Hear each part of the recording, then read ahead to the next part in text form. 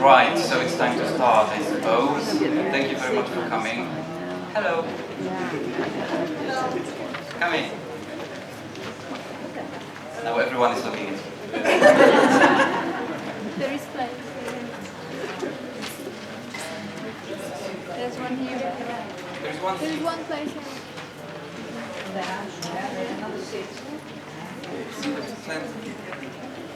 Plenty of space.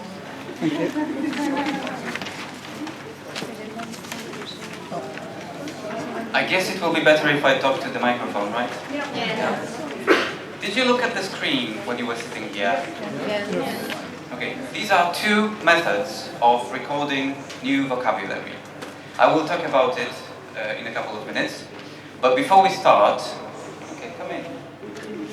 I'd like to tell you a joke. I hope you don't know it, but if you do, it's okay.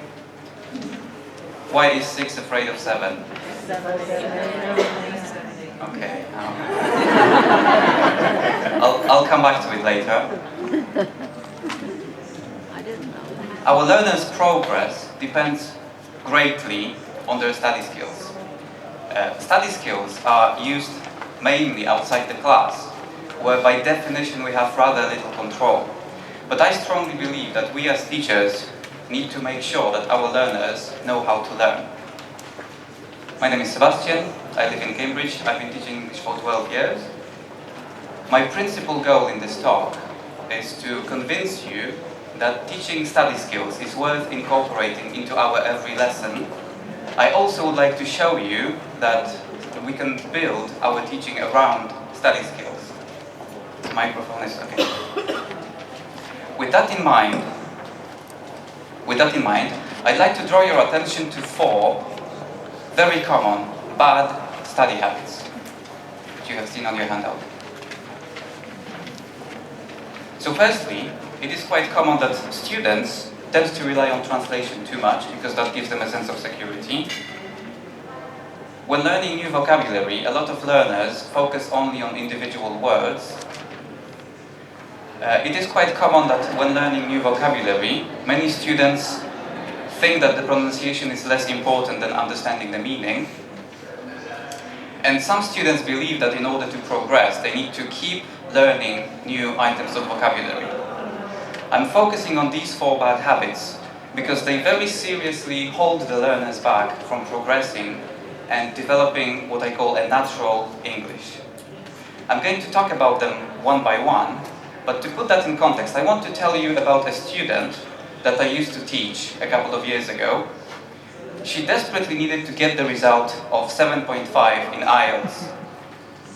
So she took the exam repeatedly, something like once a month, and yes, and every time she scored 6.5, but she just couldn't get 7.5. Even though she studied really hard, she would keep doing practice tests, she would memorize a lot of new vocabulary. And when I once talked to her, this is what she told me. Yeah. I found it a little shocking, and I thought about what she said, and sometime later it occurred to me that it would be useful also to that student to try to define the word learn. What do language learners normally mean by learn? Cheers.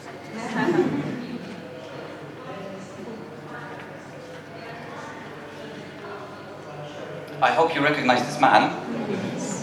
So, Professor David Crystal distinguishes between learning to understand and learning to use. When learners of English say learn, they usually mean memorize. But memorize what exactly? The way in which a lot of language students record their new vocabulary looks like this. There is a new word in English and translation into the student's first language, in this case, Arabic. If students record their vocabulary this way, they only learn to understand. Yes? Is it too loud? You keep going. Was it too loud? It was a bit loud. Alright, okay, I can... You just do what you do. Thanks. Alright? And my student, the one who said that she learned 100 words a day, she also learned only to understand. In order to learn to use, I would suggest that this way of recording new vocabulary would be more effective. So we have a short sentence with the new word underlined. We can call such a short sentence a language chunk. Alright?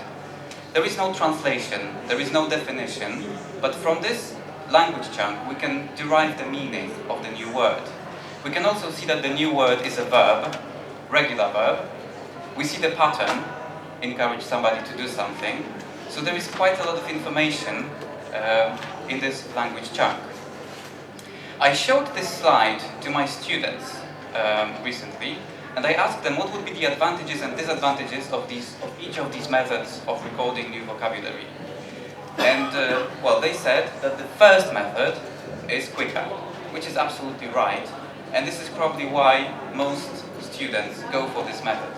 The second method is more time consuming, not only because it takes time to make a note like this, but primarily because it takes time to look the word up and find a good and clear example like this. Okay? I also asked my students which of these two notes would be quicker to learn, to memorize, and they said that the first one would be quicker. Okay? My counter-argument to this is that the first note may be easier to learn, but it will be also easier to forget. Whereas the second method gets the learner to engage with the new item of vocabulary. They have to take some time looking it up, finding a good and clear example, and then making a note. So as a result, a short sentence like this is more meaningful and therefore more likely to stay in the memory. Fine. You don't have to agree with me, but this is what I propose, that the time taken to engage with a new item of vocabulary is time well invested. And what you can do as teachers is to propose that to your students. We can challenge our students that, let's say for the next 6 weeks, they will be recording the new vocabulary using the second method, and then at the end of this time, they can see how it works for them. Ultimately, this is a choice between quantity and quality. Do you want to learn 50 new words, but only be able to vaguely recognize them, or to learn 3 new words and be able to use them actively? Here is another example of a language chunk. In this case, it may not be so easy to derive the meaning from the context. So some students would want to write down translation, but they actually don't need it. They can just use a synonym, right? Overusing translation is a bad habit, because it leads to errors, like these ones. Why would a student produce a sentence like this? Because they constantly translate between English and their first language. Most probably, the verb listen is not followed by to in the student's first language. Whereas in English it has to be, I listened to the radio. I went in London. Okay? Mistakes like these are produced because this is how the learners are primed to use these verbs. This is how they would use them in their first language. It's called lexical priming. You can find out everything about lexical priming from Michael Howey's book, and references on the handout. By the way, Michael Howey is giving a plenary talk on Friday, so that's definitely worth attending. Relying on translation too much also prevents the learner from thinking in English. Now, how can we explain that to students? To get to know a language well, you need to be able to think in that language. Now, we can explain it to students by telling them a joke. Another one. Why isn't there any aspirin in the jungle? Because paracetamol. Yeah. Okay. Do you remember the joke I told you at the beginning? Why is 6 afraid of 7? We can ask the students, do you understand this joke? Yes. Is it funny? Yes. Would you be able to translate it into your first language? No. Why? Because every language works differently. Some things are impossible to translate. And translation word for word is actually not that often possible. The second bad habit is very closely related to the first one. Here is a page of a notebook that belongs to one of my students. As you can see, the student wrote down words in English and translation into Chinese. This student only learned single words. Focusing on single words means ignoring, for example, collocation. I'm sure everyone knows what collocation is. It's not actually only about pairing words, like noun plus adjective, but the concept of collocation is actually much more complex and much more important. It has been even suggested that the whole grammar system of English is in fact a system of collocations rather than tenses and moods. Focusing on single words also means ignoring colligation. In case you're not familiar with the term, if we take, for example, the phrasal verb bring somebody up, theoretically, we can use it in all tenses, past, present, and future, both in active and passive forms. But in practice, it is used in the past simple tense, and usually in the passive voice. For example, I was brought up by my grandparents. Okay, so the relationship between an item of vocabulary and its individual grammatical tendency is called colligation. If we target a single word, it means that we decontextualize the word, and some words are normally used in certain contexts. Some words are more suitable in writing, some words are more suitable in speech. Words can have different connotations. One word can have a negative connotation, another word may be more neutral. If we don't know that, we will have difficulty using the word correctly. Also, the pronunciation of a word changes when it is used in a sentence. Some words take a strong form, some words are emphasized and take a strong form, some words take a weak form. Focusing on single words leads learners to not being able to produce a naturally looking, naturally sounding sentence. Let's look at this example written by one of my students.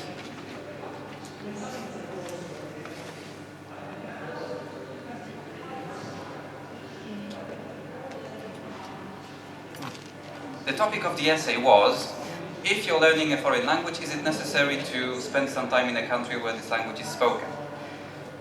Okay, let's look at the sentence part by part. Learning a foreign language has become a common thing, kind of acceptable, which is accepted by generally people. We could try to fix it. Maybe we could say it is generally accepted, okay? That it can represent learner obtain a useful skill. The words are put together, but they don't make sense together. Focusing on single words leads to producing sentences like this. So, my solution to this is to learn language in chunks.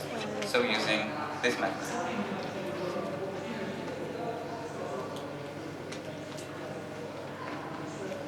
It is quite common that students think that understanding the meaning is more important than the pronunciation, than the correct pronunciation. We saw this page earlier. This student was not interested in the pronunciation at all, as you can see. Okay. This is another student's course book. The student highlighted new words and wrote down translation, but again, no interest whatsoever in the pronunciation. So what happens when a student ignores the pronunciation is that they just try to guess how to pronounce a word. They often get it wrong, and they mispronounce it without even realizing it. Nobody corrects them. Even if they have a chance to talk to native speakers, they don't correct them. Because in normal conversations, people don't correct each other, because that's impolite. So they reinforce their mistake. And in some extreme cases, it may happen that a learner who has been learning English for 10, 20 years is completely incomprehensible because of their pronunciation. Also, working on the pronunciation is not only about the spoken performance, it's primarily about the listening comprehension. If you're not able to pronounce a word or phrase correctly, then you won't be able to recognize it when you hear it. So what we can do as teachers is to reverse the priorities, and we can insist that correct pronunciation is more important than understanding the meaning. Here is an activity that we can do at the very beginning of a class. Students walk into the classroom and they see a word written on the whiteboard. Okay, I ask them, how would you pronounce it? Some students may want to say query, so I say to them, query. Yeah, that's the important part. Okay, I don't let them check the meaning in the dictionary, I just want them to repeat, query. Yeah? Then, maybe we can put it into a little sentence. Where are the stresses? Do you have any queries? Do you have any queries? And maybe another sentence. Do you have any queries about the timetable? Right? By now, the students may work out what the new word means, and if they don't, we can just tell them that queries is another word for question, but a little bit more formal, possibly. Some students believe that in order to make progress, they need to keep learning new items of vocabulary. And I would tell them that they need to make better use of the vocabulary that they already know. Let me give you an example.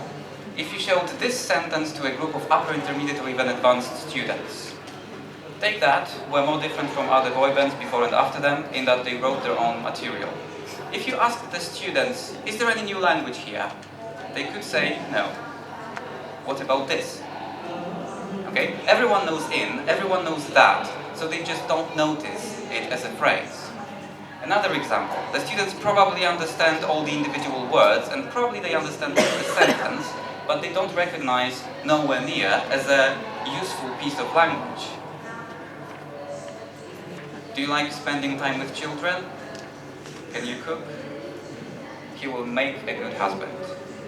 Okay? If a learner knows a lot of low-frequency, unusual words, but they don't know phrases like these, are they really advanced level?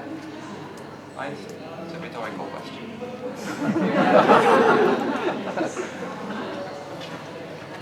I'm focusing on these 4 bad habits also because I realize that teachers very often know that this is what the students do, but they don't seem to do anything about it, just let them be. Or even, well, sometimes if teachers do tell the students about some good habits, they don't follow that up later. So, I have summarized in 6 points what we can do as teachers. We need to take interest, we can use study skills instead of generic topics. We have to be specific, we have to show how, we have to be consequent, and we have to be positive. Some teachers would say that it's none of our business what the students do after class, how they work on their English. And I would say that it has to be our business. It has to be our business how the student recalls their new vocabulary. And we can bring that into class. We can ask questions like these.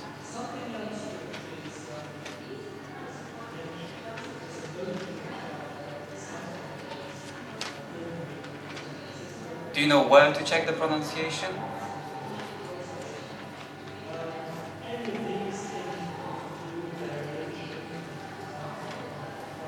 Maybe there is a website or an app that students know about. They can talk about it in class, exchange their ideas. Instead of talking about generic topics such as food or traveling, the sort of stuff that you get in a course book, they can talk about study skills because this is an equally interesting topic. When asking questions like those, we have to be specific. So, where do you record your new vocabulary? Is it a paper notebook or is it in your computer? What happens next? How often do you look into that notebook? Can you talk me through it? We also need to be specific when recommending to our students some good habits. For example, okay, it's not enough to tell the students watch television in English. It's better to say which channel and when. And I would even go as far as to show them how to find it. bbc.co.uk. Yeah, things like this in presentations, they always take time. And then the first thing here, news, we have to click on it. That takes us to the news page. And then here on the right, we've got live BBC News channel. I know you know, but you know. And then here we have to press play. And then, if you're lucky, in all competitions this season. Mourinho himself has criticised his strikers this season for their lack of goals. Torres will start in play. if we show how, the students have less excuse not to do it. Another good habit. Again, it's better to be specific. The curious incident of the dog in the nighttime is written in very accessible English, and it's a clever story, so I often recommend it to my students. And another good habit, right? If we want our learners to learn language in chunks, we need to convince them to use monolingual dictionaries. This is my group from last summer. I hope you notice that in this day and age, students don't use paper dictionaries anymore. They use electronic dictionaries, or they use dictionary apps on their smartphones. Unfortunately, they use bilingual dictionaries.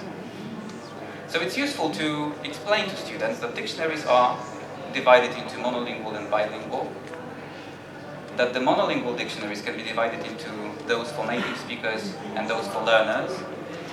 And I have two that I recommend to students. I don't get any commission from them. Longman Dictionary of Contemporary English, which is available for free online, and Oxford Advanced Learners Dictionary, which is also available online for free. Again, I would go as far as to show how.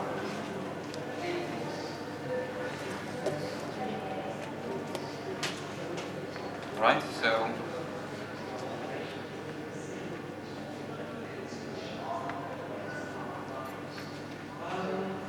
let's look up the word monotonous.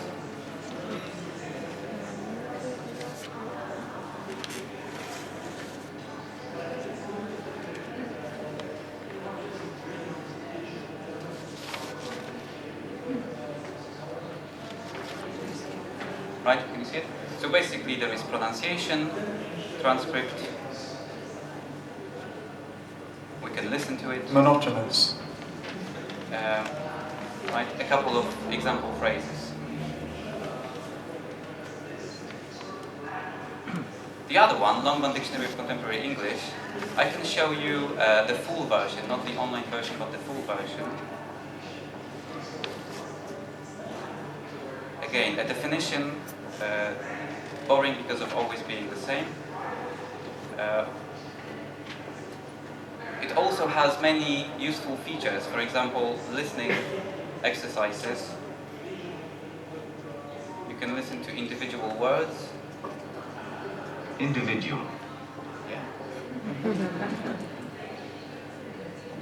Or to full sentences. A fallen tree is blocking the road. And you need to type it in. It's a very useful thing for learners. Yeah, I know.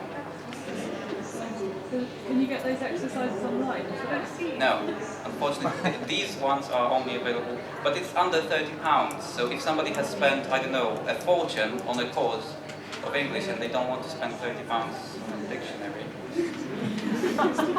this is an investment for life, for a language learner. Okay, what often happens, because habits are difficult to change, what happens is that students want to keep using the bilingual dictionaries, and they look for excuses not to use a monolingual one.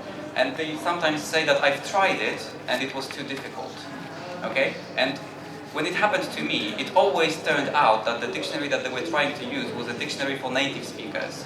Okay? So it's another thing to explain to students. If we compare the definition of the word monotonous from Longman Dictionary of Contemporary English, boring because of always being the same. So this definition would be understandable for an intermediate level student. They don't have to translate it. That's the point. They need to realize that they don't need to translate. Okay? But if you look up the same word in Oxford English Dictionary, which in paper format consists of 23 volumes, then you get two definitions of sound or utterance, continuing on one and the same note, usually in modified sense, having little variation in tone or cadence. lacking in variety, uninteresting or wearisome through continued sameness. Okay, this sort of definition wouldn't be very useful to a learner. Okay, just because we tell the students once that this is what we want them to do, we shouldn't expect that they will do it. Unless we are consistent and consequent, they will not do it. We have to come back to it. So, for example, follow-up exercises like this one.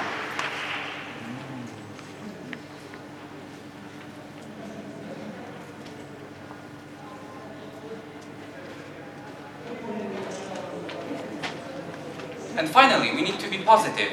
So, encouraging rather than nagging. If we imagine all the bad habits as one extreme and all the good habits as the other extreme, we shouldn't expect that we will be able to move the students from one extreme to the other. But if we are consistent and systematic, we may be able to change them a little bit, or maybe a little bit more, or maybe even more. Right? So, for example, here is a page of a notebook of another student, and she started to record her new vocabulary in chunks. You can see there is still translation. She didn't mark in any way the pronunciation, no stresses, anything. But definitely it's a step in the right direction.